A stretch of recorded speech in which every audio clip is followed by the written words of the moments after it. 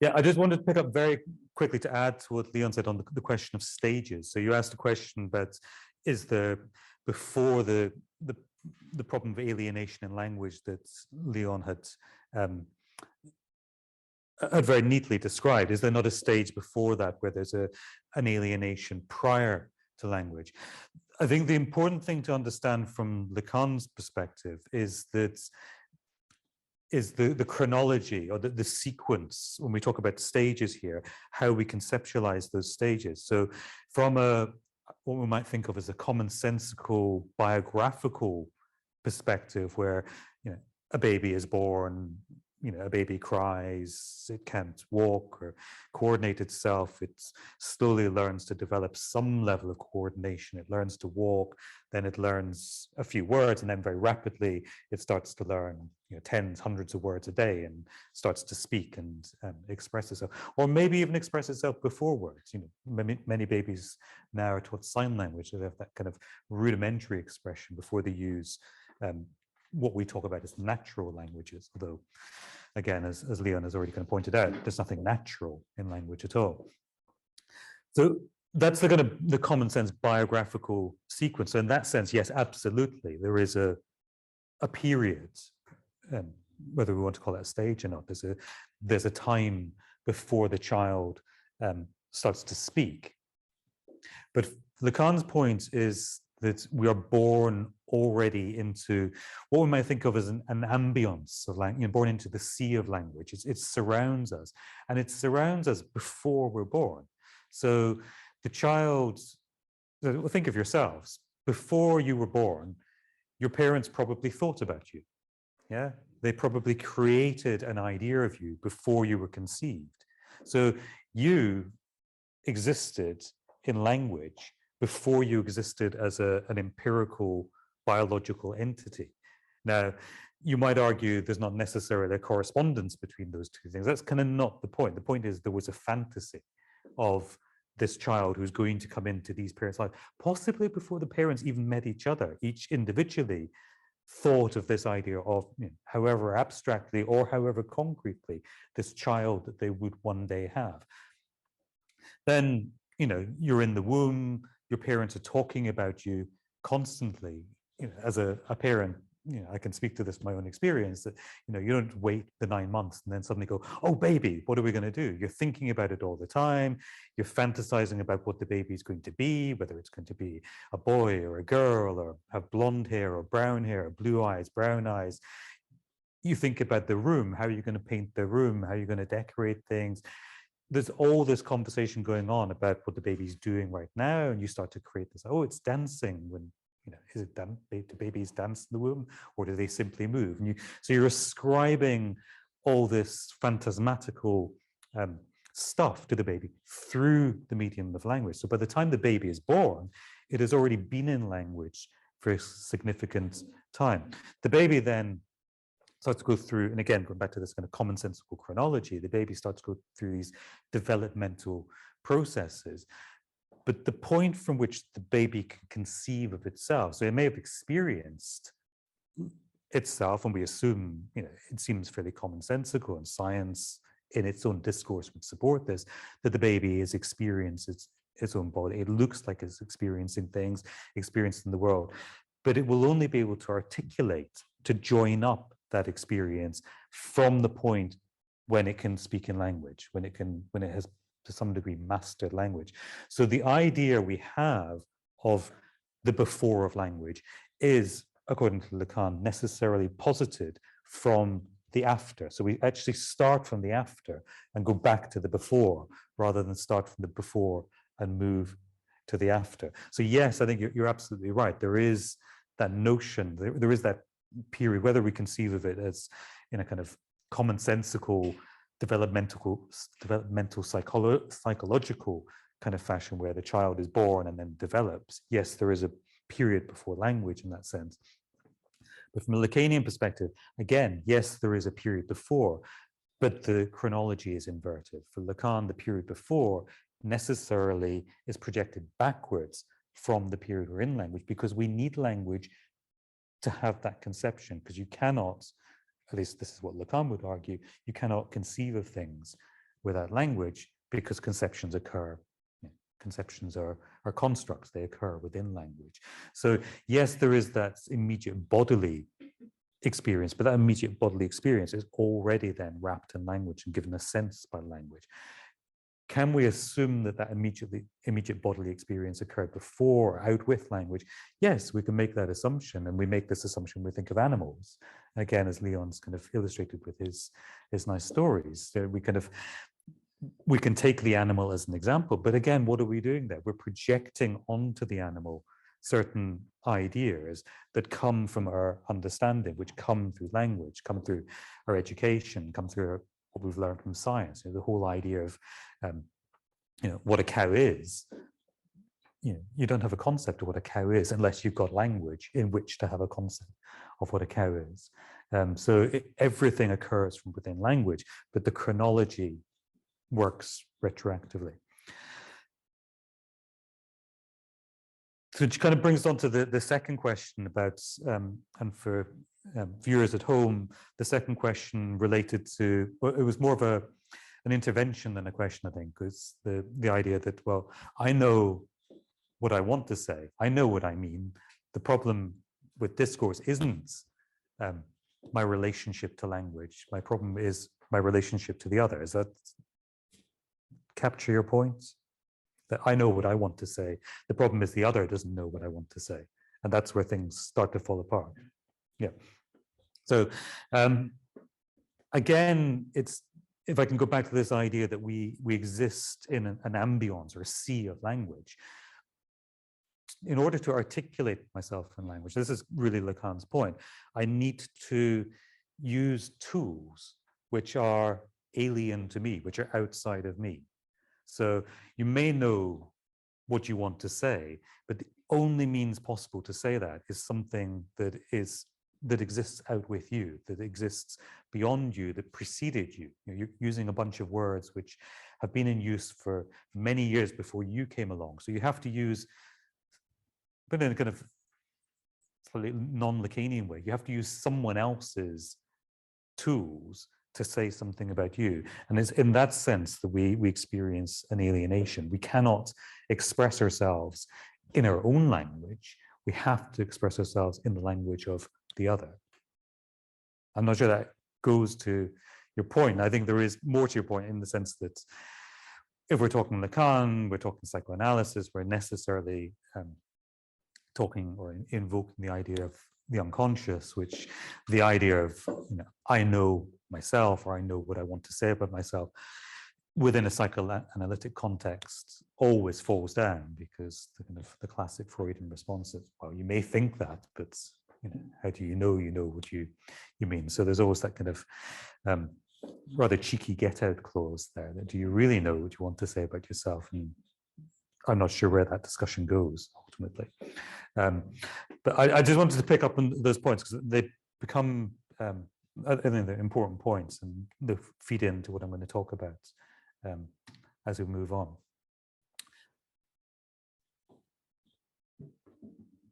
So just a few words about titles. First of all, the title of my talk today.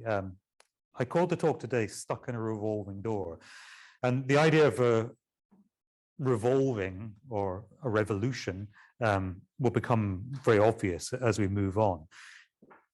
If you have any experience of Lacan's four discourses, then you're probably aware that what he presents are what he refers to as a quadruped. So it's a kind of 4 points in relation to each other. So 2 above, 2 below, and they move around, so they revolve. So in a sense, I'm alluding to that, but I'm also alluding to this idea of the hermetic approach to language, where language becomes this hermetically sealed bubble in which we exist. But also, when I was a kid, and you may have experienced this yourself, I don't know, I used to love going into revolving doors. I'm from Edinburgh, and there's a beautiful museum there, and they had these beautiful old wooden doors. These aren't actually those, but they're very, very similar to this. And as a kid, I used to love going to revolving doors, and you could just go round and round and round, much to the annoyance of all the adults who wanted to use the doors for much more practical purposes of getting into the building. For me, they were a plaything. So I want to allude to that idea as well, that Lacan's discourses contain a certain element of satisfaction in them. There's something enjoyable about them. They're put in Lacan's own terms as a jouissance to them. They are also a plaything, but they also have a function as doors. So we have that, I'm not sure if it's attention, possibly attention, or just a compatibility between an enjoyment and a practicality going on here. But again, I don't know if any of you have experienced this, and this possibly arises at the point you're annoying some adult or other child. You can also get trapped in these doors. So there's a point of exit from, a point of entry and a point of exit, but there's also the sides. And if someone stops the door in mid-rotation, then you become trapped. So we have not just the practicality of the door, it's a way of getting in and out of the building whilst also maintaining the heat in the building without losing the heat every time a door opens. It's enjoyable, it's a plaything, but it also produces a certain feeling of anxiety. That's my little biographical confessional about playing indoors as a child. But I think we see the same thing with language. I think if we take Lacan's view of language, we start to experience this tripartite response to language. It is practical. Without language, we can't communicate with each other. However failed our communication might be, we do all rely on it, and we can criticize language and talk about how it's inadequate. We can talk about how other people don't understand us the way we want to be understood, or even that we don't understand ourselves the way that we want to be understood, or we don't understand ourselves in the same ways we think we understand ourselves, or we're not able to use the language adequately to express this thing that we think we need to say, the gap that we experience in ourselves. It is practical. We do rely on it. We kind of have to. We don't really have anything else we can rely on. But it's also fun. Language isn't merely a tool. It's not merely a way of taking a meaning from A and transporting the meaning to B, if it is at all a way of transporting a meaning from A to B. We have to question that where the meaning sits there. Is it the same meaning we're talking about? Or is meaning lost in that process of translation? But there's again, in Lacan's terms, there's a jouissance to language. The mere fact of talking, and again, going back to babies, as babies learn to master language, they're also learning to play with language, and babies will make noises, and they start to learn, they'll make noises with language. And as they grow, children still love to just use language, to play with language. My son, who's still a child, but when he was a little bit younger, he would just shout out random words just for the hell of saying. He came out with these all kinds of strange words, like Baba Ganoush, the 19th century.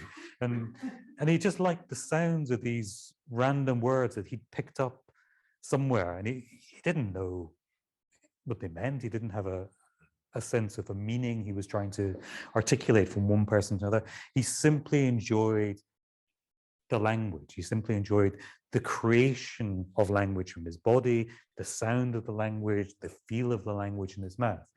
So language contains both these parts, I'd say, in equal measure. They're functional, it's practical, but it also has that element of jouissance, which may be more evident in children, but I think doesn't really go away.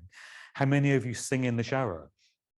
You don't necessarily sing in the shower because you're a fantastic singer. You sing in the shower because you think nobody else can hear you, and it's just a pleasurable thing to do. It's a way of experiencing language as a pure enjoyment that has no functionality to it at all. But the fact that language lets us down, even when we're trying to articulate something to ourselves, the fact, as Leon's described, that language is never quite adequate. Now, when I say never quite adequate, I can see you scowling at the back, so I'm going to, no, it's good. It's a mode of communication. I think we can be overly damning of language, and I think there is there is a sense when language seems to perform its function really quite adequately. We're sitting at dinner and I want the salt, and I say, can you pass me the salt? And someone passes me the salt. Language seems to have done its job there. And I think it would be a bit odd to say that language had failed there. But when we try to express more complex aspects of the world, of ourselves, or when we particularly try to express deeper aspects, or we consider deeper aspects of ourselves, there is a sense that we experience language's inadequacy. The idea of love that you use, I think, is the quintessential example here. I mean, if you want to annoy the hell out of your amorous partner, ask them why they love you, and and then just keep going and keep asking them, well, why that? What is it about that in particular? And you just you'll get a sequence of language that doesn't stop, because ultimately there aren't words to say that. Or if there are words to say that, then you probably start to question your relationship, because it's just been reduced to something rather simplistic that cannot possibly support the idea of a life entwined with another person, which is always something that requires more and more words to say, and something beyond words, the ineffable.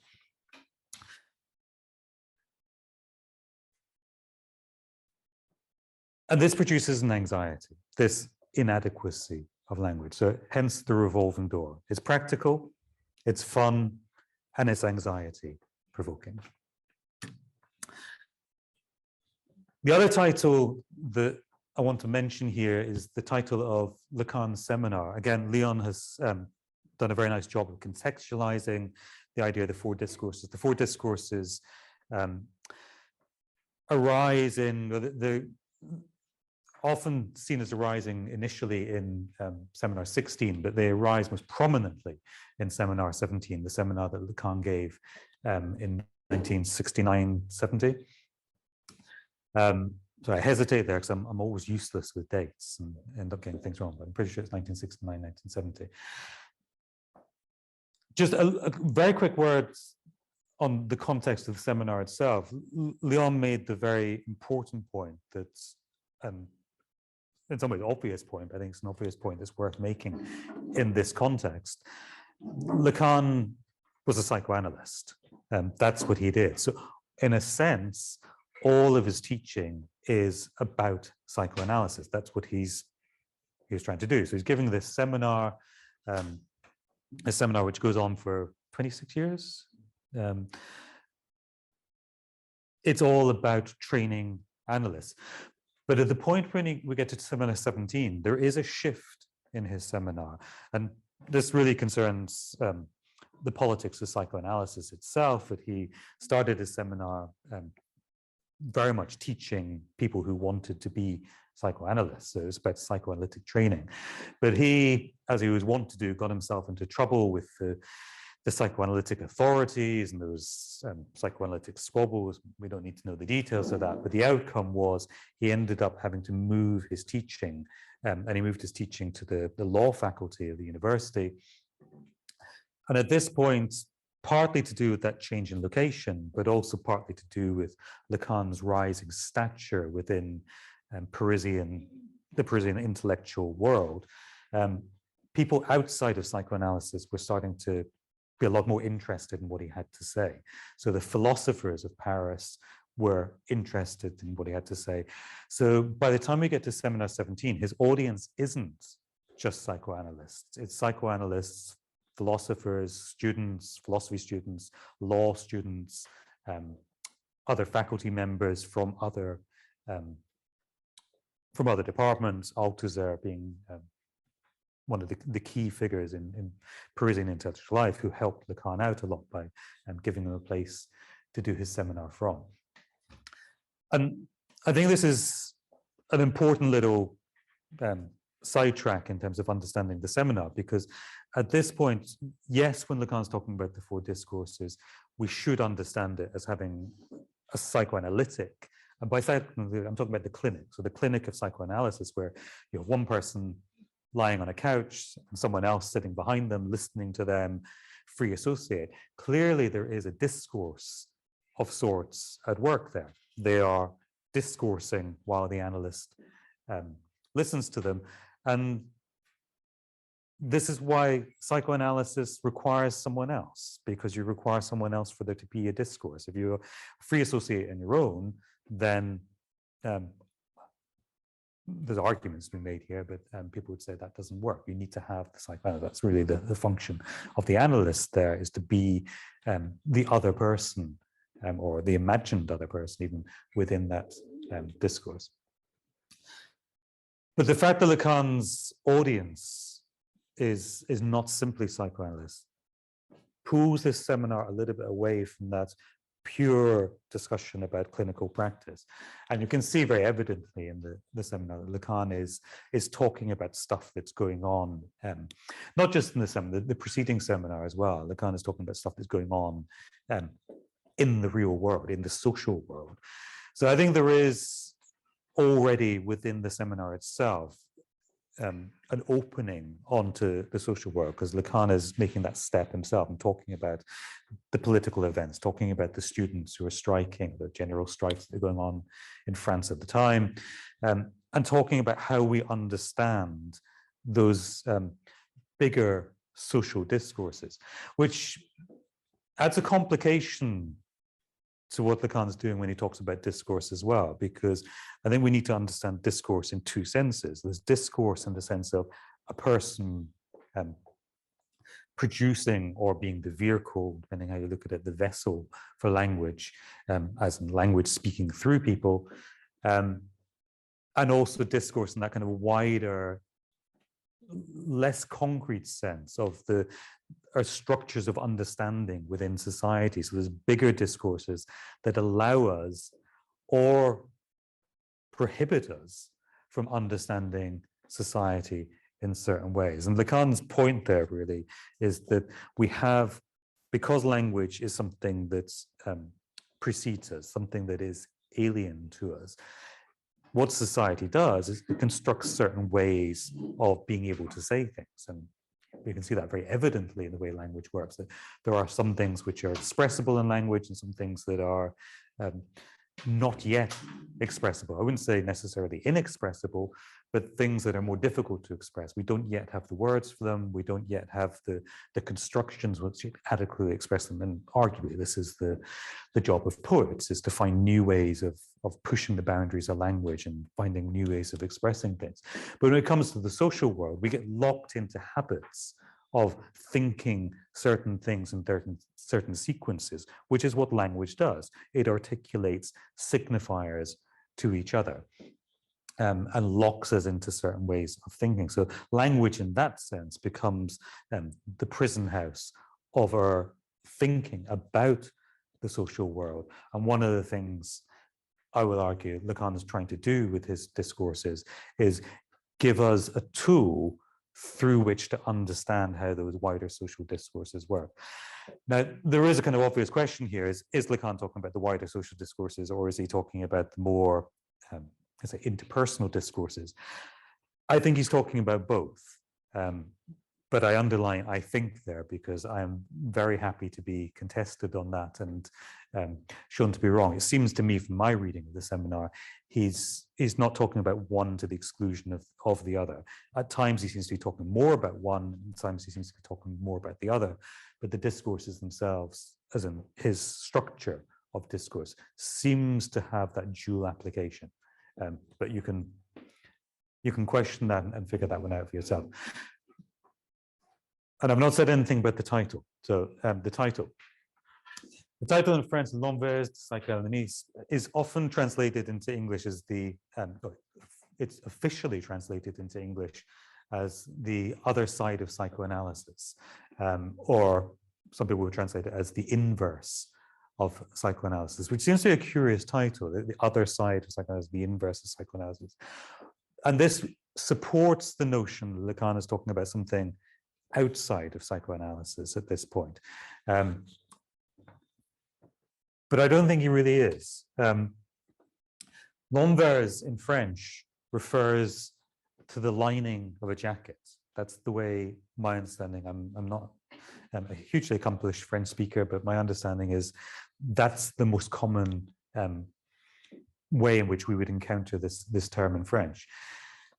What Lacan seems to be pointing to then here is that we have psychoanalysis and we have something which is the lining of psychoanalysis. And that something, I would hazard, is discourse. Discourse is the lining of psychoanalysis. Now, if you get the image of the lining of a jacket, the important thing I think is going on here is the lining is not simply the flip side of the outside of the jacket, but neither is it separable from the outside of the jacket. So we have here again something of a tension of where discourse and psychoanalysis are not collapsible one into the other, but neither are they separable. And I would hazard this is what Lacan is trying to convey in his title, which is something a little bit like the idea of a Mobius strip. With a Mobius strip, you cut one side, you necessarily cut the other side, but there is, topographically speaking, at any one point, two sides to it.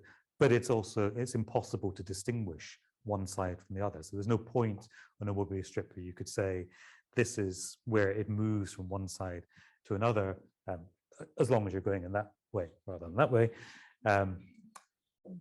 But at the same time, if you cut it, the whole thing comes apart.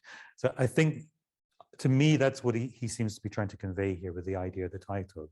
The discourse and psychoanalysis are bound together, but conceptually, we can look at them as two, we can look at them in two different moments, but we can't think one without having implied the other. How are we doing time-wise? Or how are you doing energy-wise? Is everyone? I think my intuition is this is a good point to make a 10-minute break. Yep, I'm very happy to do that. Are people happy to do that? Okay, let's break for 10 minutes. Will 5 minutes do?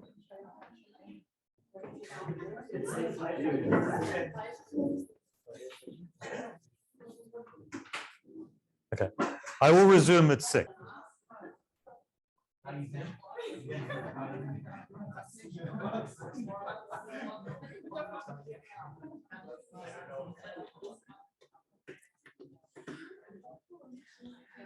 Okay, here we continue. Okay. So I'm going to talk a little bit about what I've called Lacan's interlocutors. By this, I mean within this particular seminar, so not his interlocutors more widely, but just trying to, again, give you a little bit of context for Seminar 17, where he talks through the discourses. And I think touching briefly on these three figures, or Lacan's engagement with these three figures, I think it's quite useful for orientating some of what he's trying to do with the discourses. But I think really our main focus this evening is to try and get to the discourses itself. So I'm going to move fairly quickly over Wittgenstein, Plato, and Hegel, if you don't recognize the faces, and just trying to look at them quickly within the context that Lacan's drawing on them. So to start with, I'm not going to do this in the order they're on the screen, nor in chronological order. I'm going to do it in a kind of logical order, but I'm not sure my logical order is that logical, so you can be the judge of that. But to start with Hegel, I think, and this kind of goes back to the discourses themselves, and we'll come to the notion very shortly of the idea of a master signifier. But I think in some ways you can take Hegel as the master signifier of this seminar as a whole. It can be read, and I emphasize can be, I'm not saying it must be read, or it's the only way of reading it, but I think it can be read as a seminar on Hegel. So Hegel is a very key figure in understanding the seminar, or at least in understanding the seminar the way I understand the seminar. The references that Lacan's making to Hegel here, as he does usually when he's referring to Hegel, really are seated in one particular aspect of Hegel. And Lacan, like most French intellectuals of the late 20th century, came to Hegel through the work of Koyev, and seems to have that kind of particular emphasis on what we usually refer to as the master-slave dialectic. So it's not a wide-ranging reading of Hegel, so you don't need in any way to be a Hegel expert to grasp that. I was talking to Leon in the break about a kind of perverse tendency I have to roll up to places and start talking about things where people in the room probably know a lot more about what I'm talking about than I do myself. I once went to Copenhagen and gave a talk on Kierkegaard, forgetting that Copenhagen was where Kierkegaard was from, and everyone else was probably much more familiar than I was. And then realized I'm about to do exactly the same thing coming to Germany to talk about Hegel. So my apologies if I'm giving a poor explanation of what you already understand yourself, but just so that we're all on the same page, to kind of locate the part of Hegel that Lacan's talking about. It's what we, in English anyway, refer to as the master-slave dialectic. The story, again, you're probably already familiar with this, but let's go with the story nonetheless. The story is that there are two, let's think of them as kind of proto-human beings who encounter each other on the savannah or the plains, wherever, each seeking recognition from the other. And that's what Hegel's trying to talk about at that point in the phenomenology, is the desire for recognition, or at least in Koyev's interpretation of Hegel, its emphasis on the desire. And this is where it becomes very significant for Lacan. Lacan is interested in desire, and drawing on Hegel is able to posit desire as the locus or the beginning of a sense of subjectivity or a sense of self, but also then putting some idea of intersubjectivity or sociality at the beginning of our understanding of ourself. So going back to Hegel, we have the two proto-human beings. Each is looking for recognition from the other, but each is unwilling to give the other the recognition that they desire. And this results in Hegel's story in a fight to the death, because you try and beat the other person into some kind of submission so that they will start to give you recognition. The one who wins this fight to the death, it's a fight to the death that doesn't result in death. If it did result in death, clearly there would be no recognition given, because one of the two people is going to be dead, and dead people can't recognize you. So you have to move on and find someone else until you kind of a fight to the death that results in someone submitting rather than continuing to death. And at this point is established what Hegel refers to as the master-slave relationship. So the one who submits adopts the position of the slave. The one who is victorious adopts the position of the master. And this for Hegel is the kind of the beginning of the possibility of what he refers to as self-consciousness, the consciousness of herself, or what Lacan would call subjectivity. The important point for Lacan is to take this, I mean, in Hegel, I don't think we're looking at it as an attempt to describe historically what's occurred and how society came to be. Lacan takes this and he puts it into a kind of an interpersonal or into a discourse of the self, and really uses it to build the whole idea he has of the mirror stage, the idea that the child develops an idea of itself from the outset. So again, Leon talked eloquently about the idea of the I'm going to embarrass myself with my German pronunciation, but the Innenwelt and the Umwelt, is that close enough? Umwelt. And Lacan's point in the mirror stage is that we take in an idea of ourselves. So that thing which is most interior to us actually originates outside of us. So we're not born with a sense of self. We're not born with a personality and this core element of me-ness that is just waiting to blossom like a flower. Rather, we're born as a kind of amorphous mass, kind of a jelly thing that takes on a shape through its interaction with the outside world. And one of the key aspects of this interaction with the outside world is our own image. So if the baby is taken to the mirror, it finds itself before the mirror, is told that's you, and it sees in the mirror something that seems more coherent than itself. It experiences itself. And this goes back to the idea of experience of the self, experience of the body before language. As far as we're aware, babies experience themselves one without language, without the organizing faculties of language. But babies seem to be uncoordinated as well. They can't walk, they can't control their limbs very well. So we can suppose, and I guess it is really just a supposition, that they have this experience of fracturedness. Now, it's not an experience of fracturedness, because to experience fracturedness, you'd have had to have a wholeness first. And again, this goes back to the idea of the retroactive positing. It's only from within the position of language that we posit backwards this idea of an uncoordination and unwholeness. And Lacan's taking this idea, say, from, he's using Hegel's myth to begin to structure this idea. When it comes to Seminar 17, I think there are a couple of key points that we need to keep in mind from Hegel, why it's worth remembering Hegel as we go through this.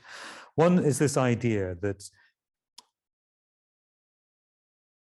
we don't start communication from a singular point of me. And this kind of, I think, speaks a little bit to the point raised earlier, that I know what I mean when I speak. The problem is the other person not understanding me. For Lacan, drawing on Hegel, the possibility of communication, the possibility of discourse only arises from the existence of a minimum of two. There has to be more than myself in order for discourse communication to be possible. But not simply that. It's not that I exist and then I need another and then there is language. For me to exist as something more than something physical, there already needs to be the other two things. It needs to be the other person and there needs to be language. So it's not a chronology of me isolated, another person, and then language arises as a possibility of communication between us. Rather, it works the other way around. There is language, which allows the communication or a relationship between the two. And it's from that that I develop a sense of myself. So I come last in the picture rather than first in the picture. Does that make sense? It's going a bit abstract. Okay. The other thing, the other usefulness of Hegel for this seminar is the idea, Lacan draws on Hegel to introduce this idea of the slave. He says, one has to see how the slave's position is articulated with respect to jouissance. What people usually say is that jouissance is the privilege of the master. So Lacan's indicating this, the common sense idea we have. You've got a master and you've got the slave. The master sits around doing nothing. He's the one who enjoys himself. Bring me grapes, bring me more wine, bring me whatever it is I want. So it's the master who's enjoying, whereas the slave works. Yeah, this is the common sense understanding we have of mastery and slavery. And what Lacan's saying, actually, it's the other way around. It's actually the slave who enjoys. And in saying this, he's drawing on Hegel, because in Hegel's story, what happens, you have the fight to the death, which results not in death, but the submission of the one who becomes the slave, which puts then the master in the position of mastery. And the slave is put to work. And what Hegel argues is that the slave is the one who develops a sense of consciousness, not the master, because the slave is put to work. First of all, he experiences genuine fear. So this gives him a kind of sense of self that can only be brought about through this fear of death. So it kind of starts becoming in relation to death. And then secondly, because he's put to work and actually starts to be creative with the world. So the slave develops a relationship with the world, which would not have been possible without the interaction with the master and being put into the position of slavery. But the result for Hegel then is it's actually the slave is the one who surpasses in the end rather than the master, because the master is effectively docile. So Lacan's drawing on this to try and bring out this idea that it's the jouissance is on the side of the slave rather than on the side of the master. The master is about control, whereas the slave has some kind of movement. So the master is more fixed. And again, we'll see how this comes to play within the discourses itself. The quotation goes on, and this links us into our second interlocutor, Plato. Lacan says, what people usually say is jouissance is the privilege of the master. What's interesting, on the contrary, as everyone knows, is what belies this within it. So the truth within this that is less evident, which is that the slave is actually the one who enjoys. He goes on to say, philosophy in its historical function is an extraction, which also draws our attention here to the fact that philosophy is one of the points of contestation within Seminar 17, and we'll see that a little bit more with the third interlocutor. Philosophy in its historical function is an extraction, I would almost say a betrayal of the slave's knowledge in order to obtain its transmutation into the master's knowledge. So Lacan is critiquing philosophy here, and really he's utilizing Plato or Socrates as the figure of philosophy here to critique philosophy. And he refers to a particular instance in Plato in the Meno, where Socrates tries to demonstrate that you can extract knowledge from an uneducated slave, from an uneducated person.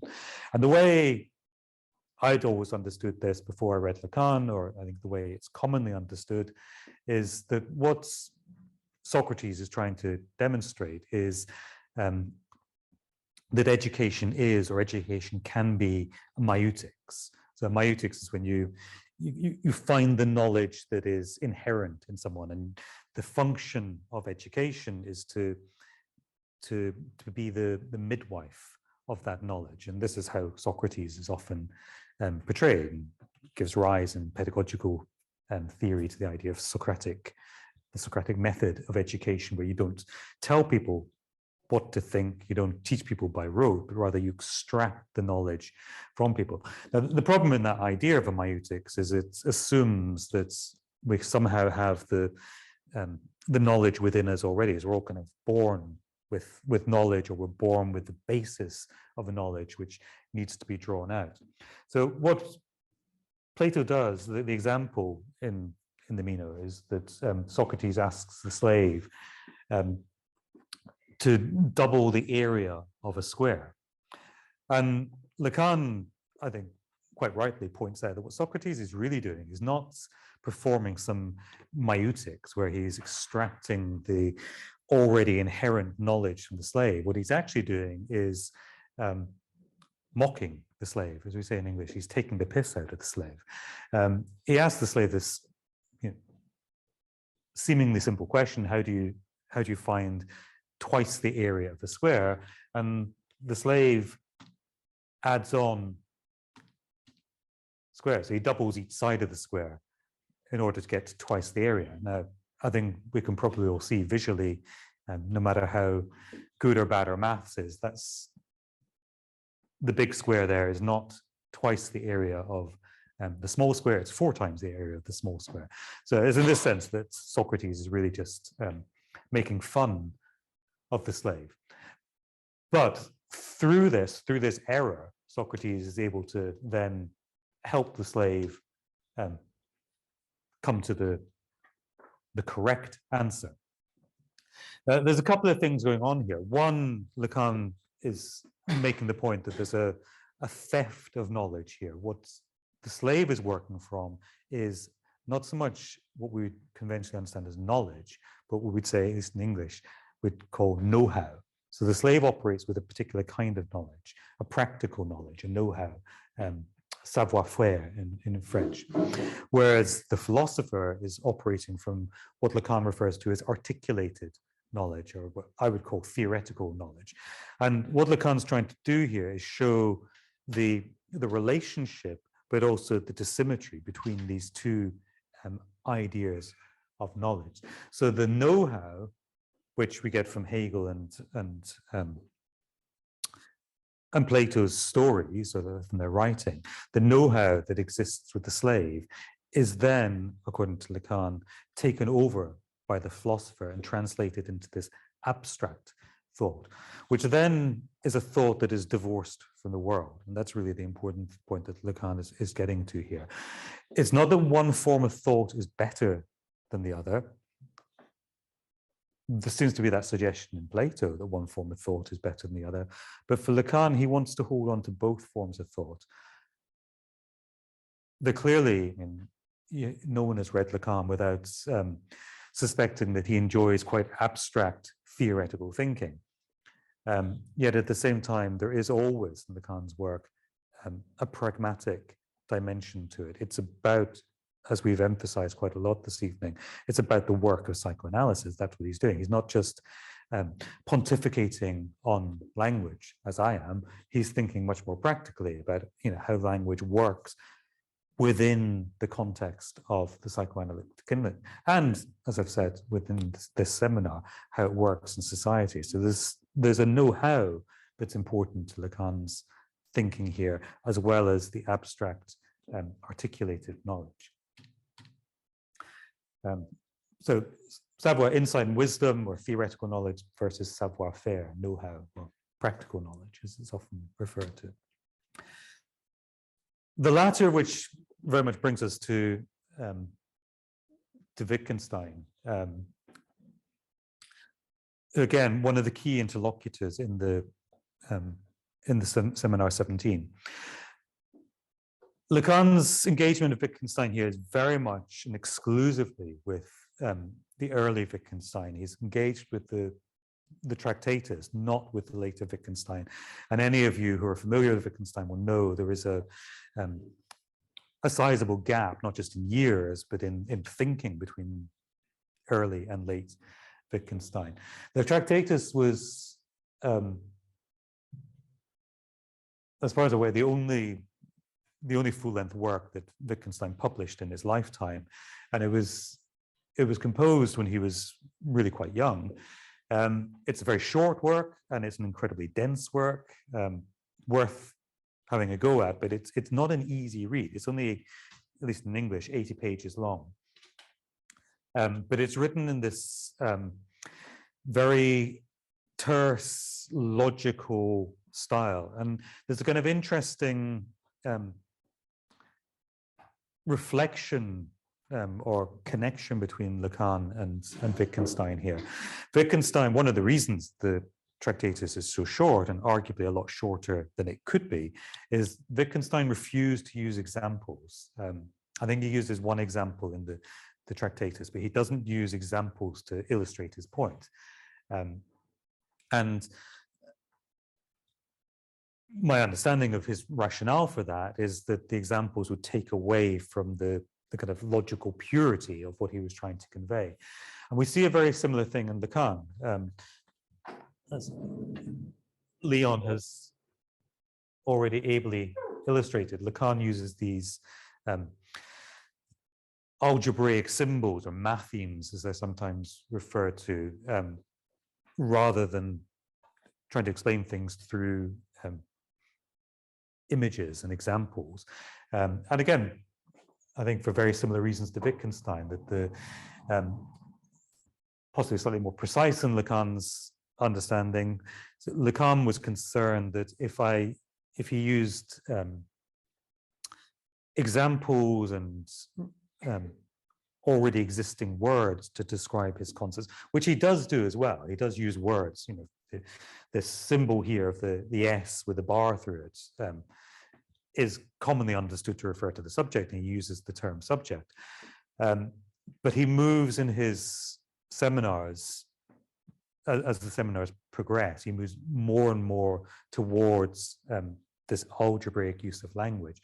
And the point here is to stop identification with what has been said, because if I use words to talk to you, then those words have connotations. They don't just have denotations.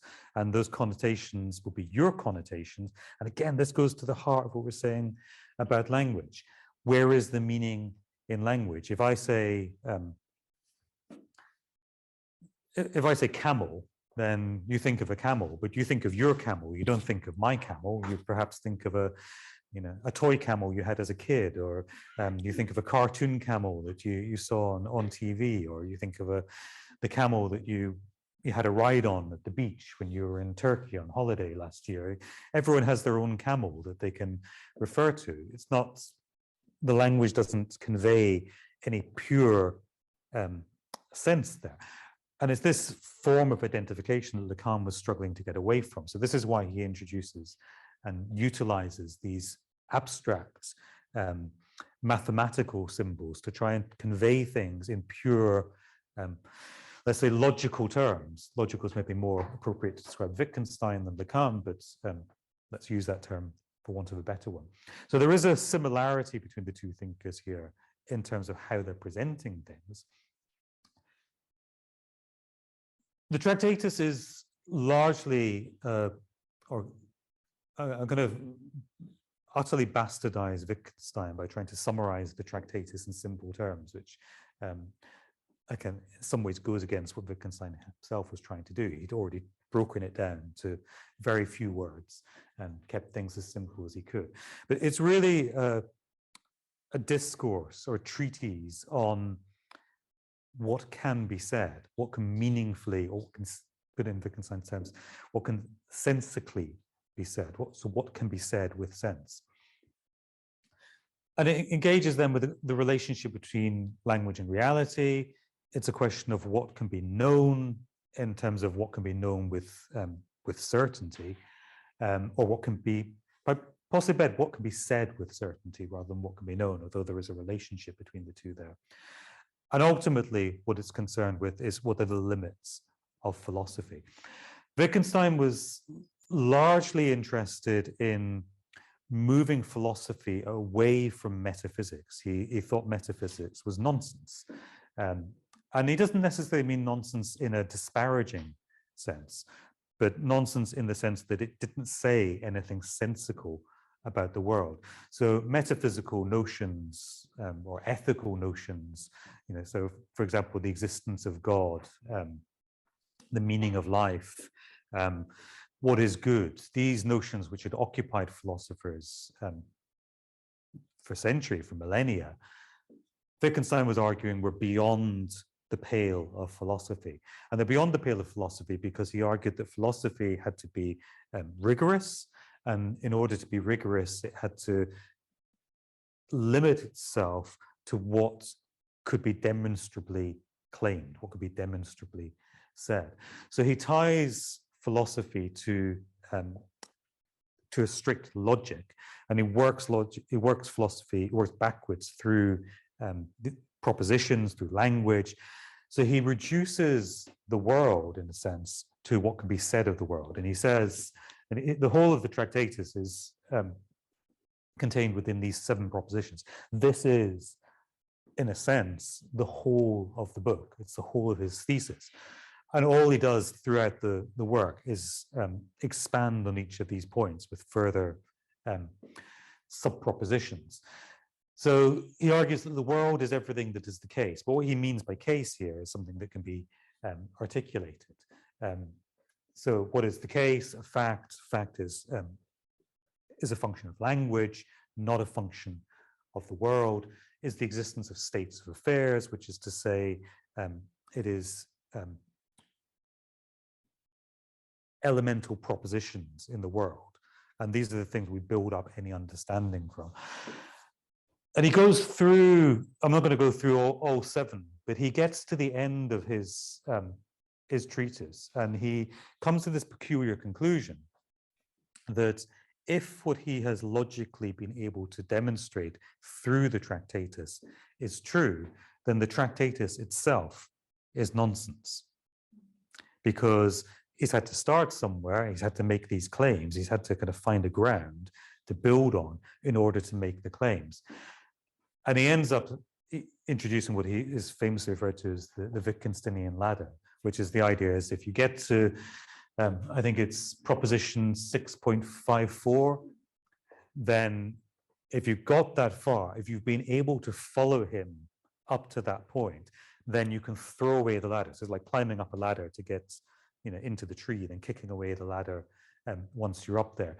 If you get to proposition 6.54, then you will recognize that everything that has preceded the journey to get you to proposition 6.54 is nonsense, but you needed that nonsense to get to a point where you could accept the argument that he's trying to make.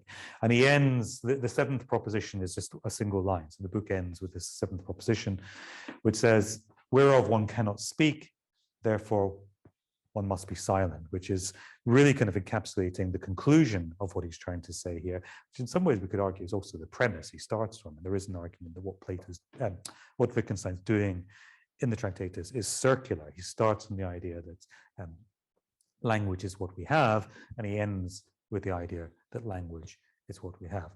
Now, he's not actually saying here we must be silent, we can only talk in these kind of logical propositions and we should just stop talking to each other completely. He's talking about philosophy here.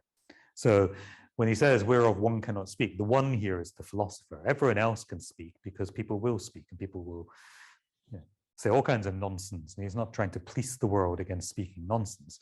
He's trying to police philosophy against speaking nonsense, because the job of philosophy is to make truth claims, to say things that are logical, that are articulable, that are demonstrable.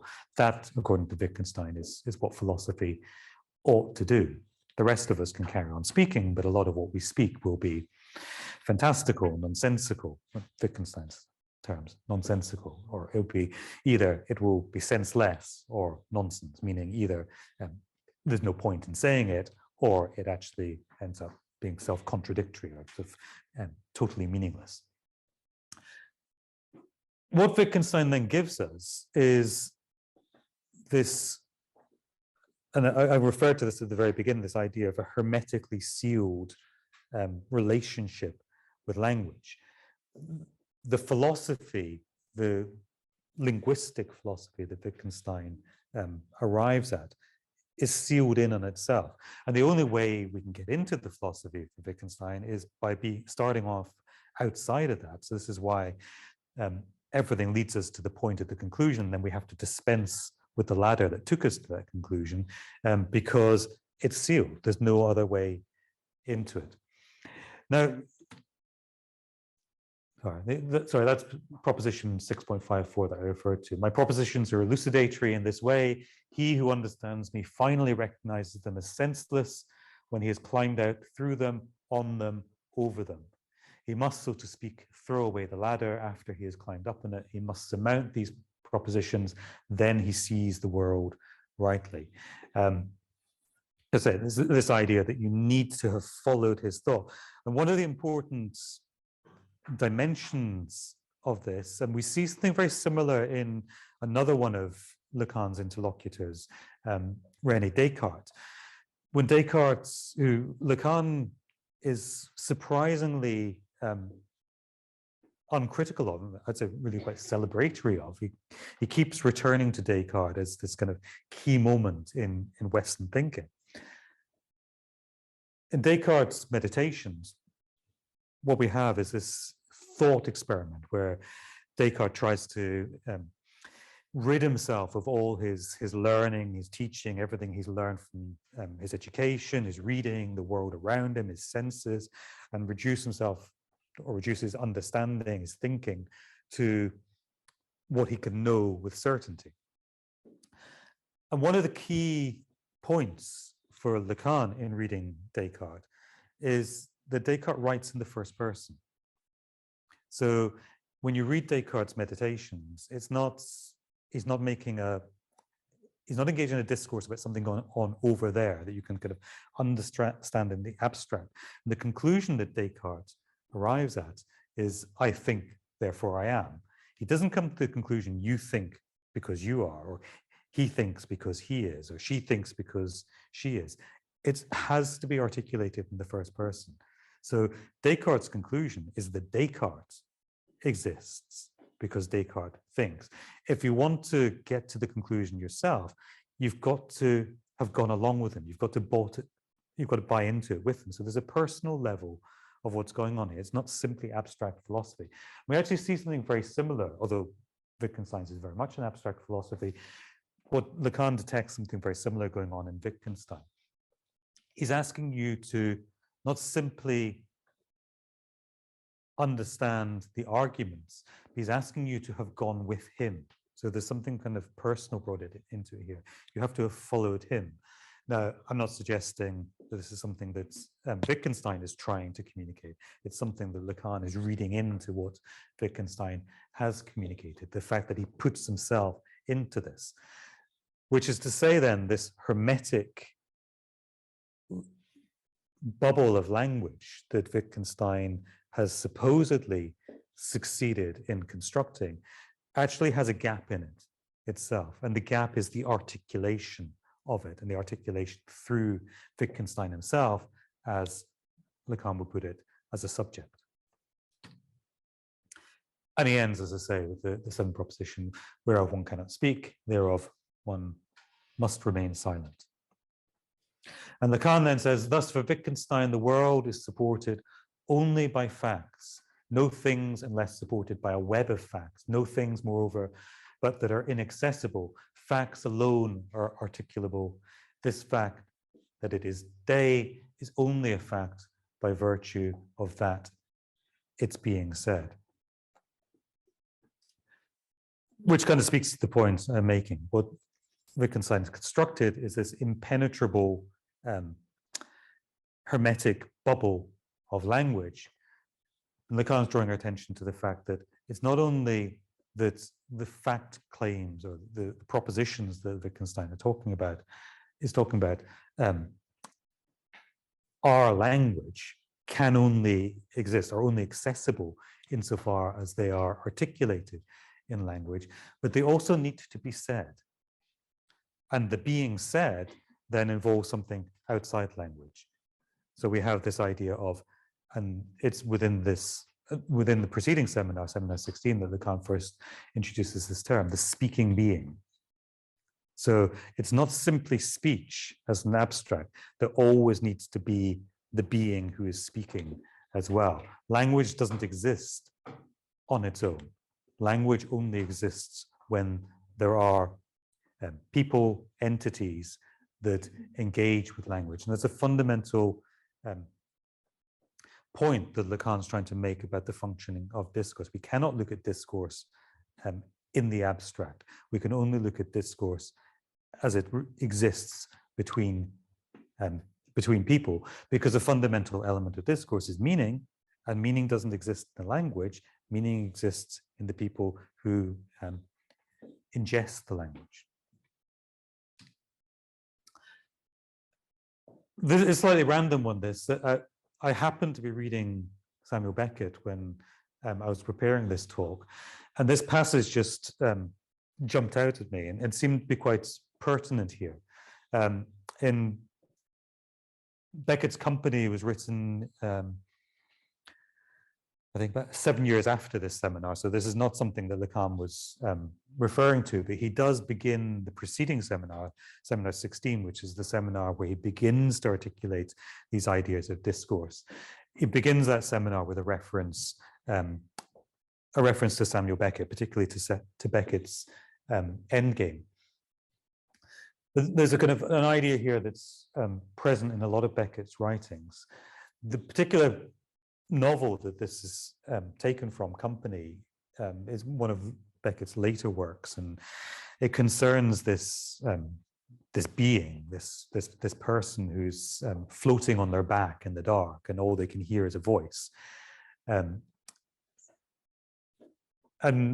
a couple of pages in, page 3 of the Company, the narration says, use of the second person marks the voice. So the voice that the being, who's the kind of the central character, if we want to call it that in the novel, hears this voice. Use of the second person marks the voice. That of the third, that cantankerous other. So there are two entities supposed here, one producing the voice and one being spoken about in the third person. When the voice uses the second person, that indicates that the voice is speaking. When the voice uses the third person, it indicates that there is someone else. Could he speak to and of whom the voice speaks? There would be a first. So could the entity who's the core of the novel himself speak? There would be a first. But he cannot, he shall not, you cannot, you shall not. The point here is that what escapes is the subject. And this, I think, is the point that Beckett is trying to make through the novel. He's writing this short, incredibly dense, complex, very abstract novel, which really concerns the aphonesis, the disappearance of the subject. And what remains is language. But there's always, I use the word aphonesis rather than simply disappearance, because it has that sense of what is disappearing. And this is the sense you get from Beckett, and particularly in his later works, this idea of the subject as an impossibility, and yet it has not yet quite disappeared completely. And I think there's something of this in what Lacan is trying to get to here, that what falls out of language is the subject, but because it falls out of language, there's always that sense of the subject as a necessary impossible or an impossible necessity.